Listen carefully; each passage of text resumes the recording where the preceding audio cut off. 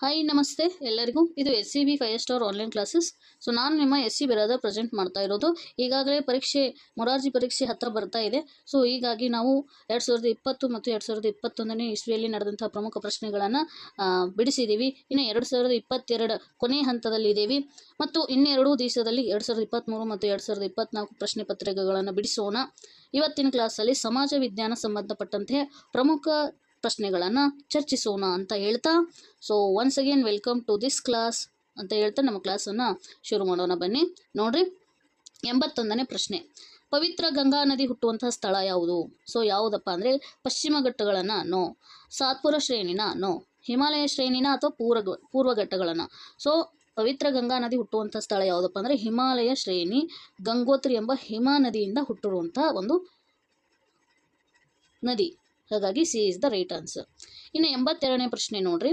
ಬೇಲೂರು ಹಳೆಬೀಡಿನ ದೇವಾಲಯಗಳನ್ನು ಕಟ್ಟಲು ಬಳಸಿರುವ ಕಲ್ಲುಗಳು ಯಾವುದರಿಂದ ಕಟ್ಟಲಾಗಿದೆ ಅಂದರೆ ಬಳಪದ ಕಲ್ಲಿನಿಂದ ಕಟ್ಟಲಾಗಿದೆ. So D is the right answer. ಯಾವುದು ನಕ್ಷತ್ರ ಆಕಾರದಲ್ಲಿ ತಳಪಾಯವನ್ನು ಹಾಕಿ ಬೇಲೂರು ಮತ್ತು ಹಳೆಬೀಡಿನ ದೇವಾಲಯಗಳನ್ನು ಬಳಪದ ಕಲ್ಲಿನಿಂದ ಕಟ್ಟಲಾಗಿದೆ ಅಂತ ತಿಳ್ಕೋಬೇಕು. ನೆಕ್ಸ್ಟ್ ಪ್ರಶ್ನೆ 83ನೇ ಪ್ರಶ್ನೆ ನೋಡ್ರಿ. ತೀರ ಪ್ರದೇಶದ ಮೈದಾನಗಳಲ್ಲಿ ನೆಲೆಸಿರುವ ಜನರ ಮುಖ್ಯ ಕಸುಬು ಯಾವುದಂದ್ರೆ, ತೀರ ಪ್ರದೇಶ ಅಂದರೆ ನೀರು ಜಾಸ್ತಿ ಇಲ್ಲಿ. ಸೊ ನೀರು ಜಾಸ್ತಿ ಅಂದರೆ ಜನರಲ್ಲಿರುವಂಥ ಮುಖ್ಯ ಕಸುಬು ಯಾವುದಾಗಿರ್ತದೆ ಅಂದರೆ ಮೀನುಗಾರಿಕೆ ಆಗಿದೆ. So B is the right answer. Next ಪ್ರಶ್ನೆ 84ನೇ ಪ್ರಶ್ನೆ. ಭಾರತದ ಅತಿ ದೊಡ್ಡ ಉಪ್ಪಿನ ಸರೋವರ ಇರುವಂಥ ಸ್ಥಳ ಸೊ ಯಾವುದಪ್ಪ ಅಂದರೆ ಸಾಂಬಾರ್ ಆಗಿದೆ. A is the right answer. Next ಪ್ರಶ್ನೆ 85ನೇ ಪ್ರಶ್ನೆ ನೋಡ್ರಿ.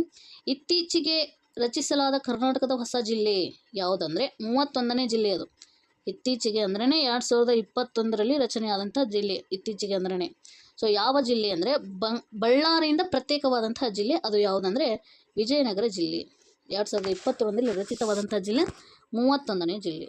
ಸೊ ಹೀಗಾಗಿ C is the right answer. Next ಪ್ರಶ್ನೆ ನೋಡ್ರಿ. 86ನೇ ಪ್ರಶ್ನೆ. ಭಾರತದಲ್ಲಿರುವ ಒಟ್ಟು ರಾಜ್ಯಗಳು ಎಷ್ಟು ಅದಾವೆ ಅಂದ್ರೆ 28 ರಾಜ್ಯಗಳು ಅದಾವೆ, 8 ಕೇಂದ್ರಾಡಳಿತ ಪ್ರದೇಶಗಳು ಅದಾವೆ ಅಂತ ತಿಳ್ಕೋಬೇಕು. ಇನ್ನು 87ನೇ ಪ್ರಶ್ನೆ. ಭಾರತದ ವಿಶ್ವವಿಖ್ಯಾತ ಚೆಸ್ ಆಟಗಾರ ಯಾರಪ್ಪ ಅಂದರೆ ಗ್ರ್ಯಾಂಡ್ ಮಾಸ್ಟರ್ ಅಂತ ಕರಿತೀವಿ, ಹಾಗೂ ಮಾಜಿ ವಿಶ್ವ ಚೆಸ್ ಆಟಗಾರ ಯಾರಂದರೆ Vishwanath Anand. So B is the right answer.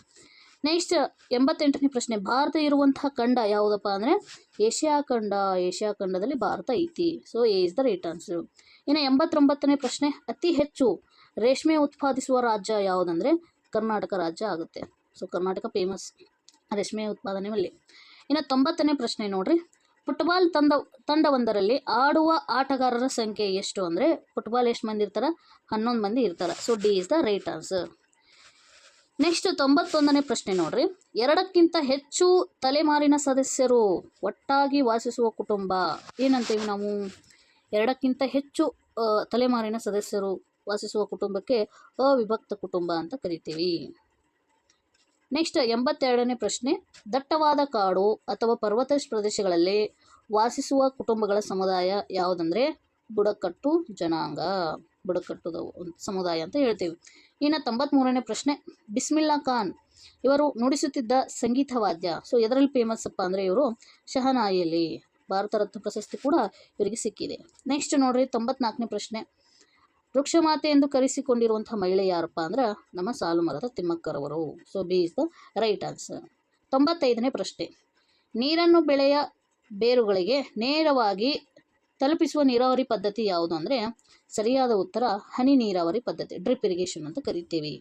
So next ನೋಡ್ರಿ 96ನೇ ಪ್ರಶ್ನೆ. ಟ್ರಾಫಿಕ್ ಸಿಗ್ನಲ್ಗಳಲ್ಲಿ ಕೆಂಪು ದೀಪವು ಏನನ್ನು ಸೂಚಿಸುತ್ತದೆ? ಸೊ ಏನನ್ನು ಸೂಚಿಸುತ್ತದೆ? ನಿಲ್ಲಲು. ರೆಡ್ ಸಿಗ್ನಲ್ ನಿಲ್ಲಲು, ಹೌದಾ? ಇನ್ನು ಸಿದ್ಧವಾಗಲು ಎಲ್ಲೋ, ಹೊರಡಲು ಏನು ಗ್ರೀನ್. ಸೊ ಹೀಗಾಗಿ ನಿಲ್ಲಲು ಏನು ತೋರಿಸುತ್ತೆ? ಕೆಂಪು ದೀಪ ನಿಲ್ಲಲು ತೋರಿಸುತ್ತದೆ. ಇನ್ನು ನೋಡ್ರಿ 97ನೇ ಪ್ರಶ್ನೆ. ಜಲ ಸಾರಿಗೆಯಲ್ಲಿ ಬಳಸುವ ವಿಧಾನ. ಜಲ ಅಂದ್ರೆ ಏನು? ನೀರು. ನೀರಿನಲ್ಲಿ ಬಸ್ ಅಂತ ತೊಗೊಂಡೋಗ್ತೀರಾ?